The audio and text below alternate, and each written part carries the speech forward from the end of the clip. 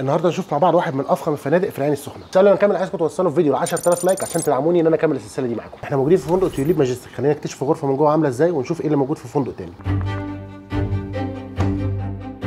خلينا نتكلم عن حجم الغرفه المهول ده. يعني اول ما تخش غرفه كده الغرفه واسعه لابعد حد. هنا في مكان كامل للسرير، يعني ممكن تحط هنا سرير كامل عادي جدا. الالوان اللي معتمدين عليها في الغرفه هنا هي البني والتركواز والابيض، يعني دي الالوان الاساسيه في الغرفه. الغرفه الستايل بتاعها كلاسيك شويه. هنا مكان اللي بتحط عليه الشنط بتاعتك، اللون البني والابيض مسيطرين على الغرفه. هنا مكان كبير، لو انت مثلا عايز تحط حاجه يبقى الشنطه كبيره فوق، ولو حاجه صغيره تقدر انت تحطها تحت في الدرجين الحلوين دول. واللون التركواز تلاقيه في الديكورات بتاعه الغرفه، يعني تلاقيه مثلا في البورتريهات اللي موجوده على اليمين. القطعه دي مثلا فيها زي مرايه صغيره وفي زي سحابه تركواز، فشيك صراحه. عندك هنا ركن بتاع الشاي، في بقى كل حاجه انت عايزها، شاي، قهوه. حاطط لك نوعين من السكر، سكر دايت وسكر عادي. الناس اللي عايزه تعمل دايت زي يعني اللي عايزه تلم الموضوع شويه فيقدر يستخدم سكر دايت عادي. ازازتين ميه وكوبايتين. كافي كورنر فيه كل حاجه. هنا بقى جنب السرير في ايه الريموت، وحاطين لك كده ايه يعني حاجه خشبيه مكتوب عليها اسم تيوليب طبعا، بحيث ان انت تحط ريموت فيها ما يضيعش بقى لو عندك اطفال او كده، فحط ريموت هنا بحيث ما حدش يوديه يمين او شمال. هنا بقى التليفون، ولكن التليفون انا حاسس ان هو تليفون مش عادي، يعني التليفون هنا تحس ان هو فيه تكنولوجيا اعلى شويه. التليفون هنا البراند بتاعه سيسكو، تلاقيه مثلا موجود في الشركات والحاجات الضخمه وكده، بيبقى المفروض ان هو فيه اوبشنز اكتر. هتلاقي مثلا هنا اسم مكتوب اسلام علام، وهنا في ايمرجنسي، وفي شويه حاجات كده تحس انها يعني مثلا روم سيرفيس تقريبا. يعني هو في اوبشنز انا مش فاهمها صراحه، ولكن التليفون شكله فخم. خلينا نكتشف بقيه الغرفه. هنا برده في ميني بار صغيره، عايز تحط اي مشروبات او حاجه، ميني بار صغيره دمها خفيف زي ما احنا واخدين على الفنادق الخمس نجوم. فبتلاقي شويه حاجات،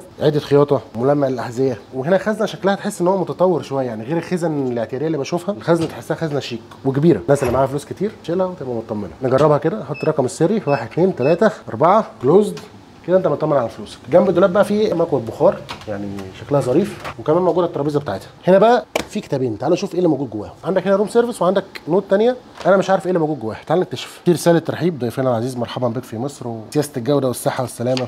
هنا ارقام الخدمات بتاعه النزيل والتاجير على العربيات، واي حاجه انت عايزها فتقدر ان انت تتصل عليها مثلا، فده زي دليل. يعني كتاب هنا في سياسه الفندق بشكل عام، حيوانات، خدمه الامتعه، عايز اي حاجه لها علاقه باقامتك فهي موجوده هنا. خدمه الغرف 24 ساعه، خدمات طبيه، في كل حاجه موجوده. عندك هنا الروم سيرفيس، المنيو بتاع الروم سيرفيس تحس ان هو كبير شويه. خلينا ناخد فكره عن الاسعار ونشوف ايه اللي بيقدموه.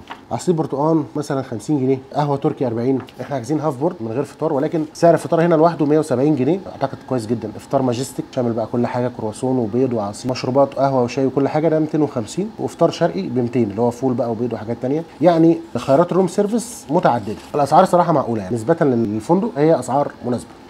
عندك هنا التلفزيون 42 بوصه، بترتب قنواته طبقا للحاجه اللي انت مهتم بيها. يعني مثلا لو عايز مسلسلات فهنا مرتب لك هنا دراما، هنا قنوات الاطفال، قنوات الطبخ. ترتيبه القنوات منظم لك القنوات عشان خاطر ما تقعدش تلف على قنوات كتير، اختار اللي انت عايزه اللي انت مهتم بيه. تعالوا بقى نجرب سرير مع بعض. المرتبه والمخده مريحين لابعد حد. بص المخده انت كل ما تضغط عليها اكتر بتاخدك جوه اكتر، اللي هو تعالى نام، يعني ارجوك نام. الاضاءه اللي جنب السرير كلاسيك ودمها خفيف، تحس فيها فخامه شويه، ولكن في حاجه انا مش فاهمها. ده انا لقيته جنب السرير ده على الكومودينو، ولكن انا مش عارف ده ايه. يعني هو حاجه كده محطوطه، هل مثلا احط فيه موبايل، احط فيه حاجتي الشخصيه، هل مثلا دي طفايه ضخمه انا مش عارف عنها حاجه، فمش مجمعه معايا صراحه دي بتاعت ايه. اللي يعرف يكتب لنا في الكومنتات. طبعا عندك القعده اللطيفه ديت جنب السرير برده، يعني في كرسيين كده كويسين، تقعد مثلا لو عايز تشرب حاجه او كده، تقرا كتاب بالليل، تعمل اي حاجه، ففي قعده حلوه.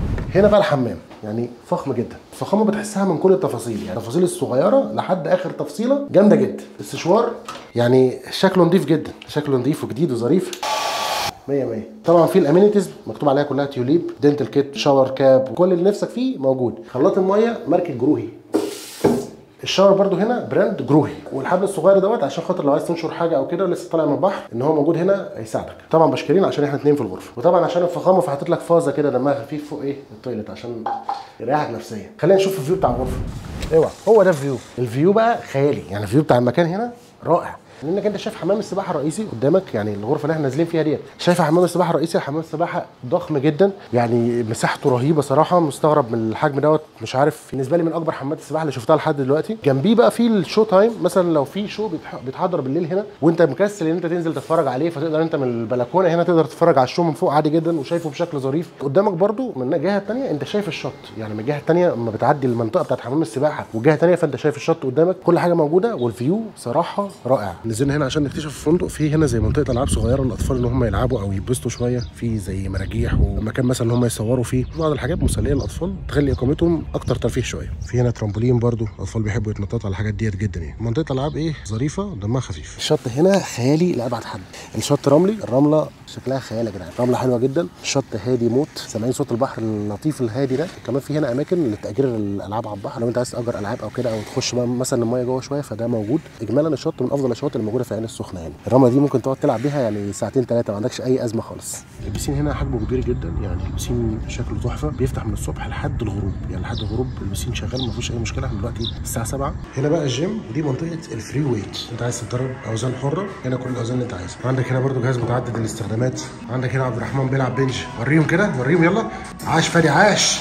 هو وهنا طبعا اوزان ايه عشان انت عايز تزود اوزان او كده، فالدنيا في اللذيذ. هنا برده كل اجهزه الكارديو موجوده. هنا برده جهاز لو انت عايز تلعب باي او تراي او ظهر. عندك جهاز بطن مثلا، هنا تمارين الرجل، هنا مثلا الشيست، تريب ميل طبعا، كل الاجهزه يعني اللي انت عايزها موجوده. كده شفنا كل حاجه في الفندق، نطلع بقى نتعشى مع بعض.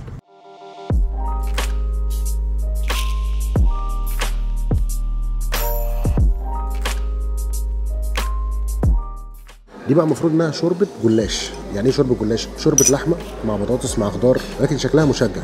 خلينا ندوق. شوربه لحمه من الاخر، بحيث انت عايز تخلص 10 اطباق من دول. جبنا بقى الطبق الرئيسي بيف امينسي، المفروض ان هو لحمه معموله ببصل ومشروم، شكلها جامد، شكلها يفتح النفس. بيف عالمي. في ركن برضه كانوا بيعملوا فيه فراخ مشويه، بس تحس انها مستويه بالظبط يعني بالشعر. تبلت الفراخ خرافيه. برضه كان في نجريسكو، قلت لا يعني ما ينفعش يبقى في نجريسكو ما ناخدش، فلازم تجرب. مكرونه مع فراخ مع صوص جامده جامده جامده جامده. برضه الحلو ان في اكتر من نوع لحمه، مش عايز لحمه بقى فيه صوصات كتير، عايز لحمه سيمبل بسيطه ما فيهاش اي اختراع، مستويه على الهادي. وبرضه حلو تجربه الاكل في الجون، الاكل ما فيهوش ولا غلطه لحد دلوقتي. برضه في تشكيله كبيره جدا للسلطات، سلطه متبل، المفروض انها سلطه برنجان زي بابا غنوج شويه، لكن شكلها لطيف. من عيش الابعاد حل، في انتعاش بيحصل في بقك جامد. جبت برضو تشكيله مختلفه من الحلويات، حلويات شرقيه واكلير. نجرب الكنافه الاول. حلويات شرقيه يعني اساس الكنافه، يعني لازم تدوس في الكنافه على طول.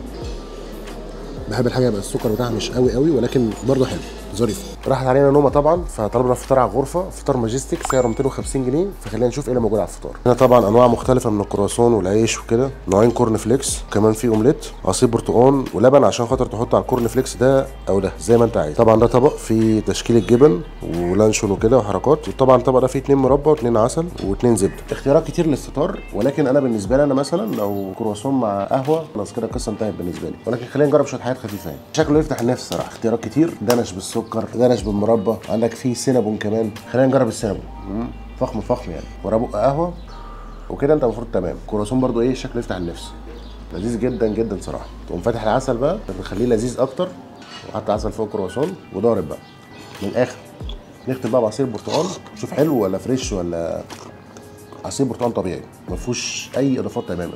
نكمل فطار ونستمتع بالاجواء الجميله دي. طيب سعر الغرفه هنا في فندق توليب ماجستيك في الوقت اللي احنا كنا حاجزين فيه هو 2800 جنيه. ده سعر غرفه السي فيو اللي تبقى شايفه البول. الغرفه لو هي جاردن مثلا او ماونتن فيو تبقى سعرها 2400. السعر ده لشخصين شامل الفطار والعشاء هاف بورد. مميزات المكان ان هو قريب جدا من القاهره، يعني احنا جينا هنا من القاهره التجمع لحد هنا في حوالي ساعه ونص تقريبا، فالمكان قريب جدا من القاهره، مش محتاج انت تسافر اي مكان تاني بعيد او كده. المكان فخم جدا ونضيف جدا لابعد حد. برده جوده الاكل عندهم كانت ممتازه، الاكل كان كويس جدا ما فيهوش اي مشكله خالص. حسيت ان الفندق ظريف والاقامه ظريفه، ما واجهتش فيها اي مشكله تماما. فكره برده ان في حمامات سباحه صغيره موجوده على الشط جنب الشط على طول مباشره، مش حابب ان هو ينزل الشط، حابب ان هو ينزل البسين، كمان في بار على الشط تقدر تطلب منه اي حاجه انت عايزها، فده برده كان شيء كويس جدا. وكده يبقى وصلنا لنهايه الفيديو بتاعنا. شفنا واحد من افخم الفنادق الموجوده في العين السخنه. اتمنى يكون الفيديو عجبكم، مش تعملوا لايك وشير وسبسكرايب، واشوفكم ان شاء الله الفيديو اللي جاي. سلام.